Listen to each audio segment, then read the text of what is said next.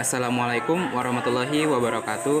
Perkenalkan, nama saya Aditya Warman Nasibuan dari Prodi Hukum Keluarga Lokal 2. Kali ini saya akan menjelaskan tentang cara mempraprasakan bahan kutipan, yang mana ini ditugaskan dalam tugas Bahasa Indonesia saya. Parafrasa adalah cara memasukkan pemikiran orang lain ke dalam tulisan Anda tanpa menggunakan kutipan langsung. Anda bisa menggunakan parafrasa untuk membuktikan atau mendukung ide. Jika ingin menggunakan parafrasa, Anda harus bisa menyajikan ide penulis asli dengan akurat menggunakan kata-kata sendiri. Setelah itu, pastikan Anda memasukkan sumber-sumbernya dengan benar.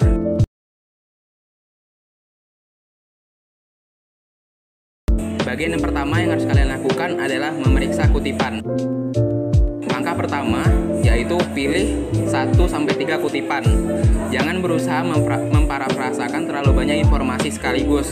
Fokuslah pada kalimat yang paling efektif dalam mendukung ide atau argumen Anda, dan padatkan menjadi satu pernyataan parafrasa.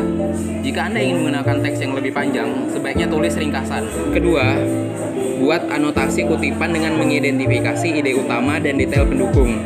Tentukan apa yang disampaikan penulis, seperti poin atau argumen utama. Kemudian, catat bagaimana mereka mendukung ide tersebut. Tulis catatan mendetail ini untuk membantu Anda memahami kutipan dan juga memadatkan catatan ke dalam satu parafrasa. Ketiga, parafrasakan kutipan jika kata-katanya tidak lebih penting daripada ide itu sendiri. Jika Anda bisa mengekspresikan ide yang sama dengan kata-kata berbeda, sebaiknya gunakan parafrasa ini memastikan kata-kata Anda lebih banyak. Parafrasa merupakan ide terbaik untuk mengutip data, fakta, dan statistik. Keempat, hindari parafrasa jika frasa kutipan langsung itu penting. Kutipan langsung lebih penting jika Anda membutuhkan kata-kata asli penulis untuk mempertahankan makna, otoritas, ahli yang menyatakannya, dan penyusunan kata yang mengesankan. Sebaiknya gunakan kutipan langsung untuk kata-kata tokoh politik, selebritas, atau penulis. Bagian kedua, menggunakan kata-kata sendiri.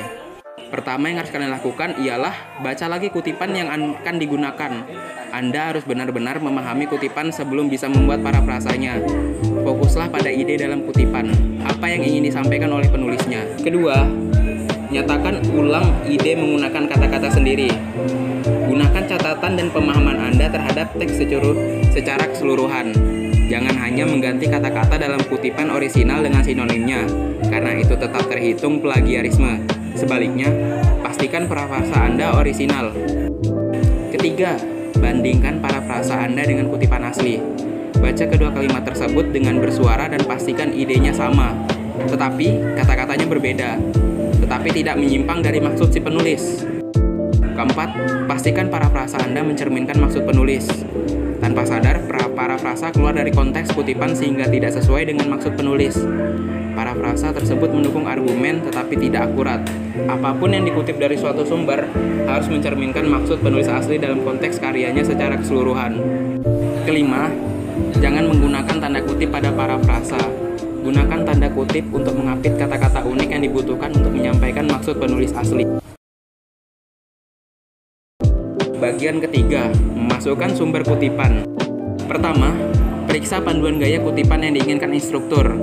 Panduan yang paling populer adalah MLA, APA, dan Chicago Style.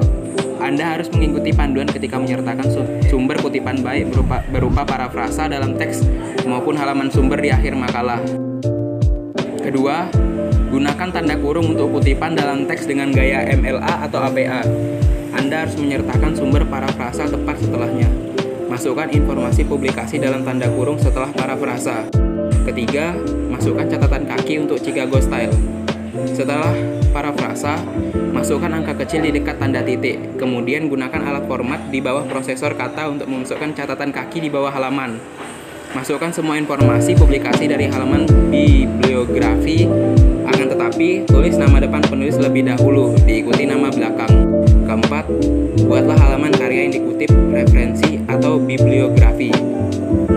Halaman karya yang dikutip untuk gaya MLA, halaman referensi untuk APA, dan dalam Chicago Style Anda harus membuat bibliografi. Oke, hanya ini yang bisa sampaikan. Kurang lebihnya mohon dimaafkan. Saya akhiri. Wassalamualaikum warahmatullahi wabarakatuh.